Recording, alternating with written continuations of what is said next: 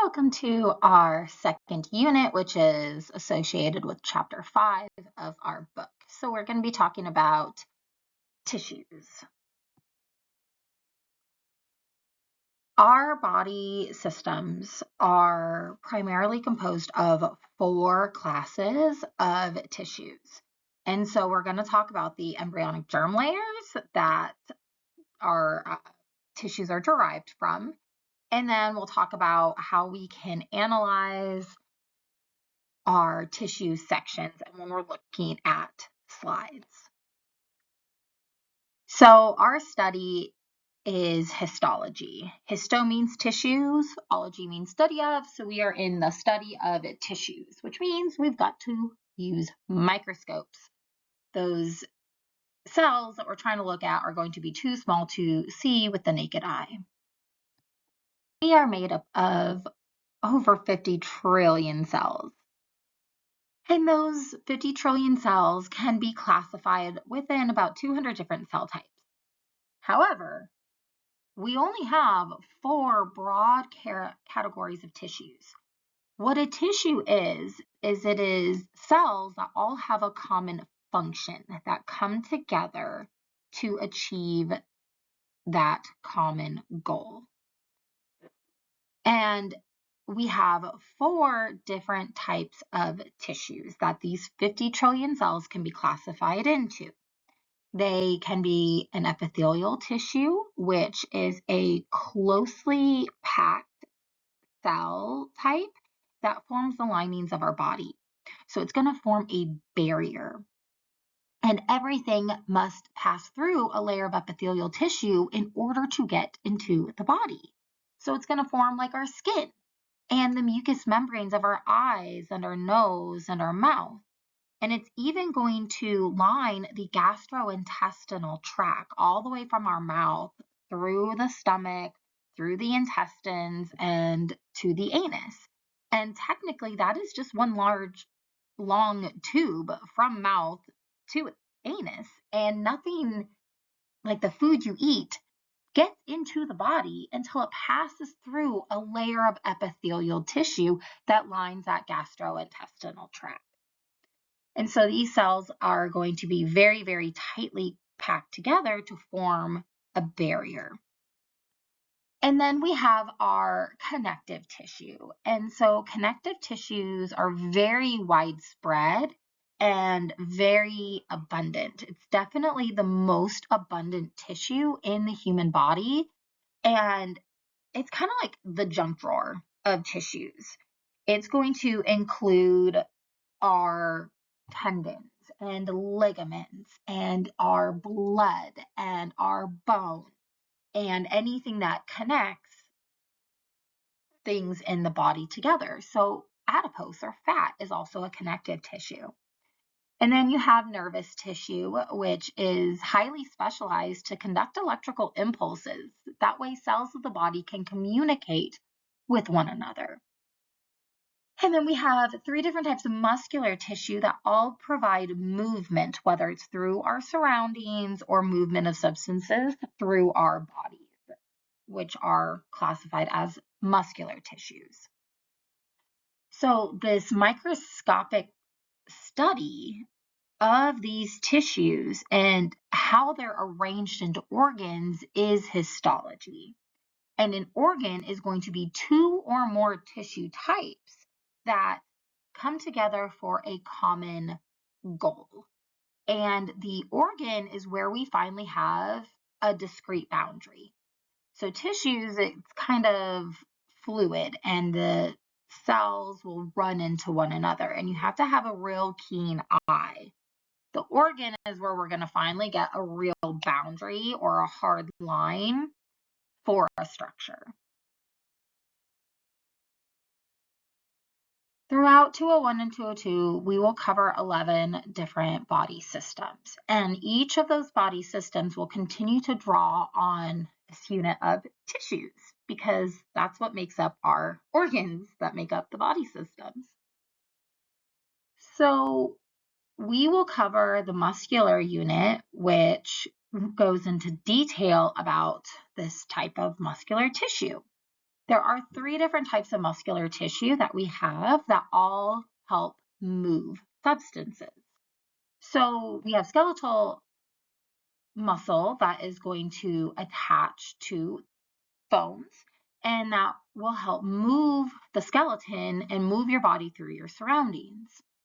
And then we have the cardiac muscular tissue, which is found in the heart, and it's specialized to allow the heart to beat.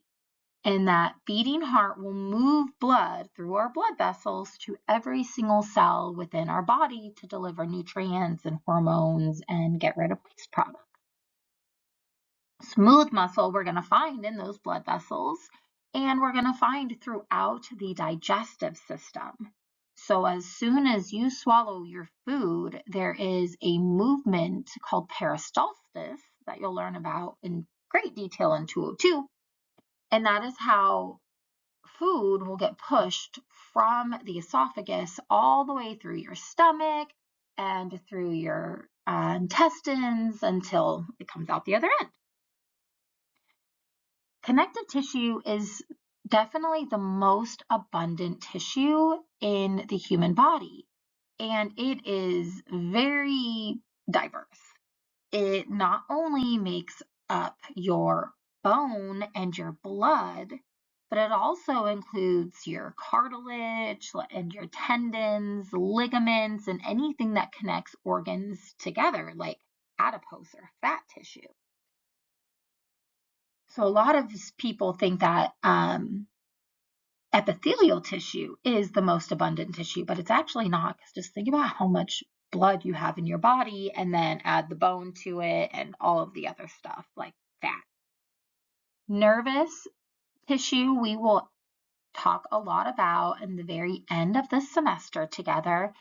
This tissue is specialized to conduct electrical impulses, and those electrical impulses will travel from your senses to the brain, and then from the brain to your muscles and your glands, and control all of our responses. And it also allows for thought and for feeling. And it's all because electricity is running through these specialized cells, therefore through your brain, your spinal cord, and through your nerves. Epithelial tissue, I want you to think of linings and glands.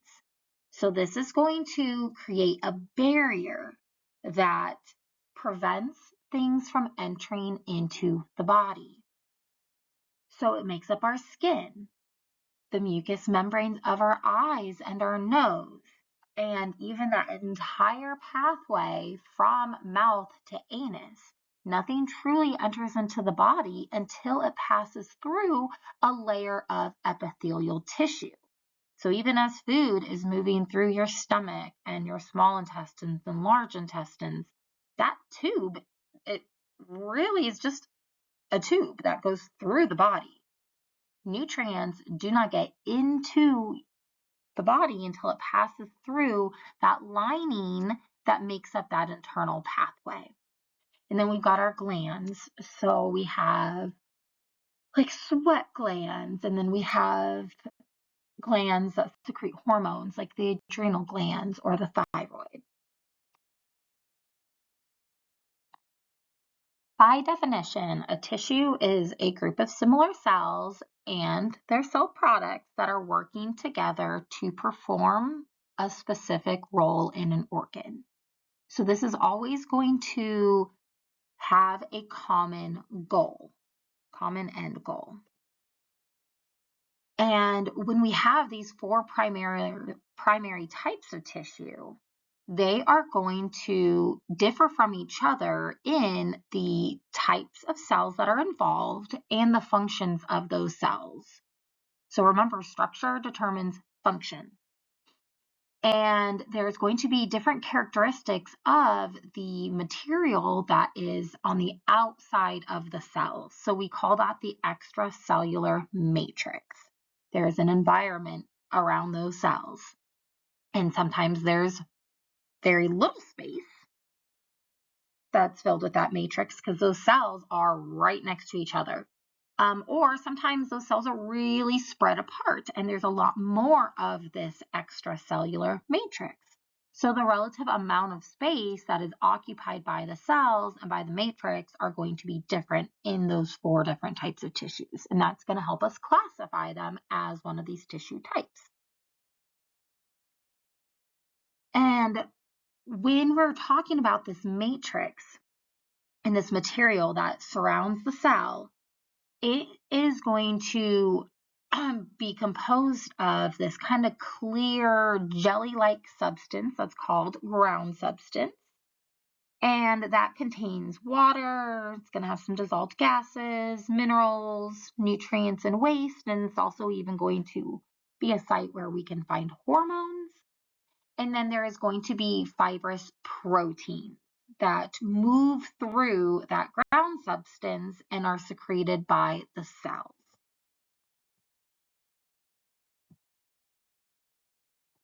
So before we dive more into looking at these tissues, we got to make sure that you can understand how tissues are sectioned, right? And how these tissues are prepared.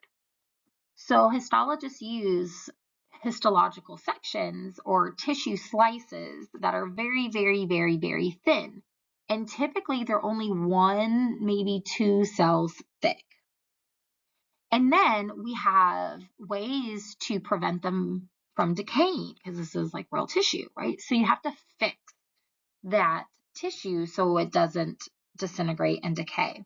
So typically we use formalin.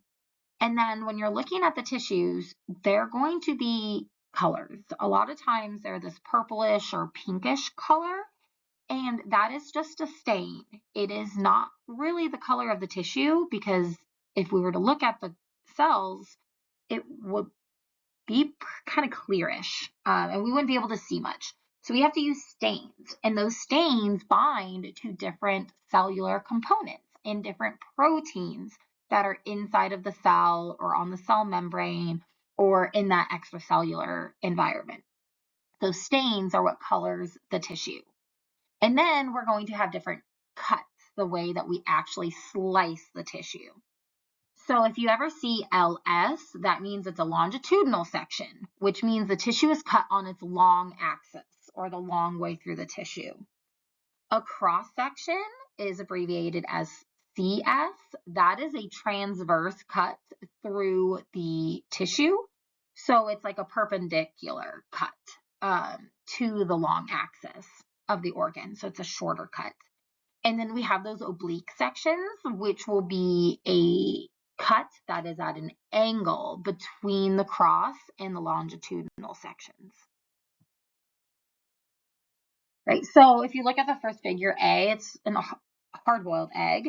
And if you were to graze sections, do some grazing sections, you could miss the yolk. Just as the tissue section, you might miss the nucleus or another structure. Structure B is an elbow macaroni, which resembles many things that we see histologically, like a curved duct or a curved tubule. A section far from the bend would give the impression of 2 separate tubules, when really it's only 1. A section near the bend would show 2 interconnected cavities, and a section further down could miss the lumen completely. Right, number C, that is representing a coiled gland in a 3-dimensional structure, as it would look in a vertical tissue structure of a tissue like the lining of the uterus. So we always got to keep these in mind when we're looking at the tissues. They're sections. There's usually more to the story. We're just getting a thin slice of the whole picture. Here we have those 3 planes of a section using a bone and a blood vessel for the examples. So A is showing that longitudinal section, right, goes the long way through the bone or the blood vessel. And then B is the cross section. So it's going to make a circular structure as if you're like looking through the tube of like a straw. And then C is the oblique section. Right? So not all histological preparations are in sections. Note that some liquid tissues like blood or soft tissues like spinal cord might be prepared as what's called a smear. And what a smear is, it's when the tissue is rubbed or spread across the slide rather than a slice taken of the tissue. So before we move on, looking at these, can you classify each of these into one of the 4 primary tissue types? Your skin surface,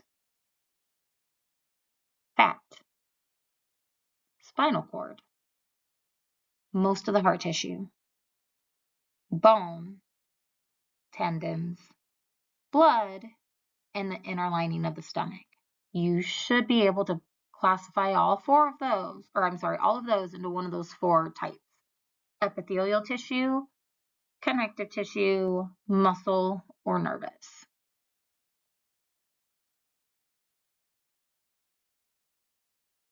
So pause if you need more time, but the skin surface, you should classify that as epithelial tissue.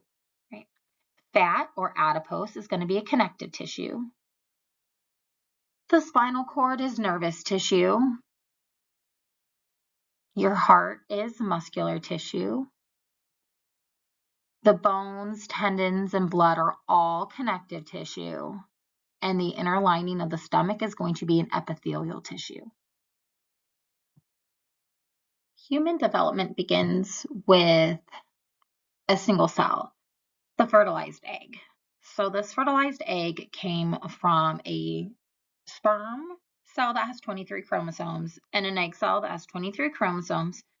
And when the sperm cell fertilizes the egg cell, that new fertilized egg cell now has 46 chromosomes. And that fertilized egg will soon divide to produce identical and smaller cells. And then those will divide and those will divide. The first tissue appears when these cells start to organize themselves into layers or strata. First, 2 layers, and then 3. So these strata or layers are called the primary germ layers, and they will give rise to all of the body's mature tissues. The ectoderm, ecto means outer. This outer germ layer gives rise to the epidermis and to the nervous system. Endo means within or inner. So the endoderm gives rise to the mucous membrane linings of the digestive tract and respiratory tracts, your digestive glands, and other things. Think of the things that are very deep in the body. And then the mesoderm, meso means middle. This is a layer of more loosely organized cells.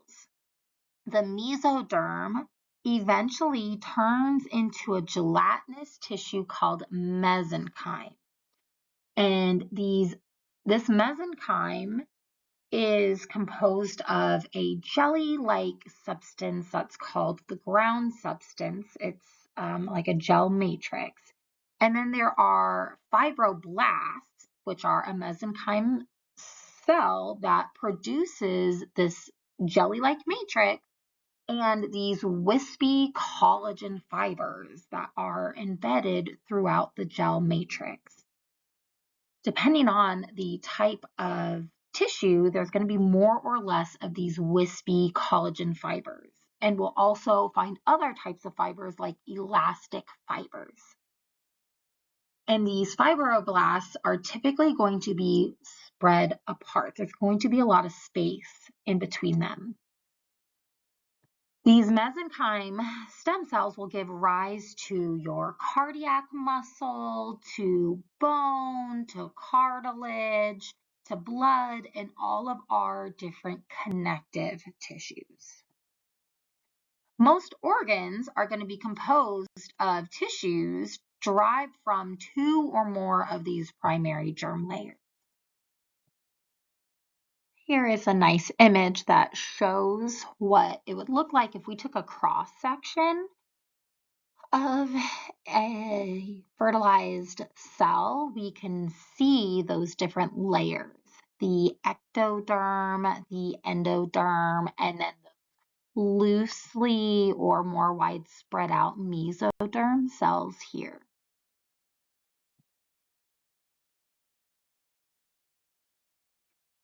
Before we move on, you should be able to answer these 3 questions. So please pause and do your best to answer them. What are tissues composed of in addition to cells? So that is the extracellular matrix. Depending on the tissue type, there's going to be more or less of this extracellular matrix, but there is going to be some type of fluid surrounding the outside of those cells within the tissue. What embryonic germ layer gives rise to nervous tissue? That's the ectoderm. What about the embryonic germ layer that gives rise to the liver? That would be the endoderm. And the embryonic germ layer that gives rise to muscle would be the mesoderm. So what is the term that's used for a thin, not thin, ignore that typo, for a thin stained slice of tissue mounted on a microscope? That is a histological section. So I will end that here and let you pick up on our next lesson, which will focus on epithelial tissue.